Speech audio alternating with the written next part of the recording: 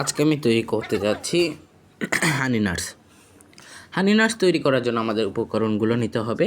এই উপকরণ প্রথমে দিতে হবে আমাদের কাঠবাদাম, তারপর আমাদের দিতে হবে কাজু বাদাম, তারপর আখরোট, তারপর আমরা এখানে দিব পেস্তা বাদাম, আমাদের কিশমিশ, কুমড়োর বিচি, এছাড়াও খেজুর, 2 রকমের খেজুর, একটা আজওয়া খেজুর, একটা আমাদের নর্মাল বাংলাদেশি খেজুর। তারপর হচ্ছে তিল দিতে হবে এখানে কিছু পরিমাণ। এখানে বেশি পরিমাণ তিল দিবেন তাহলে বেশি ভালো লাগবে। তারপর 3 ফল দিলাম এখানে, তারপরে কিছু দিলাম আলু বাখারা। তারপর এটিকে ভালো করে মিক্স করতে হবে প্রথমে।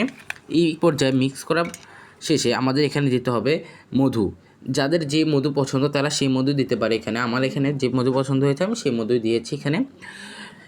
এটি আমাদের বাসায় বানালে সবচেয়ে বেটার হয়, কারণ বাইরে যে জিনিসগুলো দেয় সেগুলো থেকে এগুলো পিওর এবং ভালো হয়। তারপর আমরা এগুলো ভালো করে মিক্স করব। এই পর্যায়ে যদি আপনারা এই জিনিসগুলো বাইরে থেকে ক্রয় করতে চাইতেন তাহলে এই সেম বোতল আপনার খরচ পড়তো প্রায় 2500 টাকা, যেটি আমি বাসায় বানিয়েছি মাত্র 1600 থেকে 1700 টাকায়।